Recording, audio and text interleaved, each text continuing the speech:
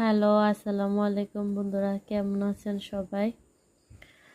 জি আলহামদুলিল্লাহ, আমিও ভালো আছি। এই যে এখন রাত্রে বাজে 12টা। আজকে কোনো তেমন কিছুই রান্না করি নাই।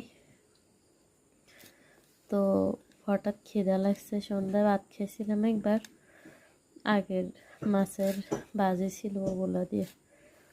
তো এই খিদা লাগছে, এখন কি দিয়ে ভাত খাবো? বন্ধুরা ফ্রিজে কিন্তু ডিম আছে অনেকগুলা। তো এত রাত্রে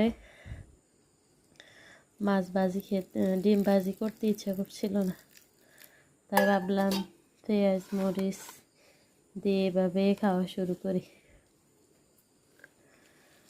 তো যেটা বলছিলাম, ছোটোবেলায় এভাবে অনেক ভাত খাইছি বন্ধুরা, অনেক বেশি।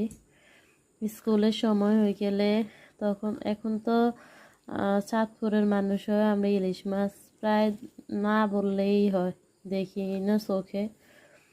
ওই চাঁদপুর ঘাটে গেলে মাঝে মাঝে অনেক বেশি টাকা হলে একটু আনা হয় আর কি, তাছাড়া আনাই হয় না। বিসমিল্লাহ। তো যেটা বলছিলাম, লতি কাটতে কাটতে দেখেন হাতের কি অবস্থা হয়েছে।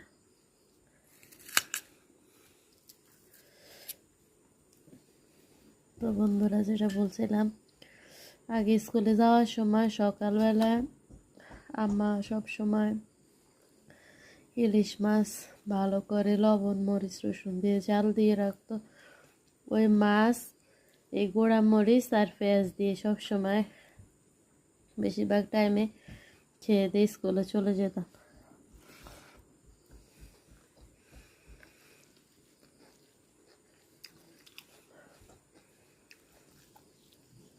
তো হঠাৎ করে মনে পড়লো এভাবে একটু খাই, খুব মজা লাগতেছে।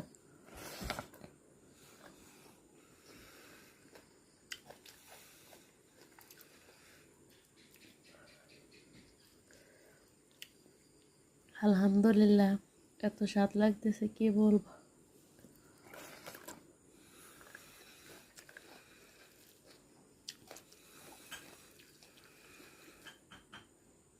ছোটবেলার কথা খুব মনে পড়ে, এভাবে যখন খেয়ে দিয়ে স্কুলে যেতাম।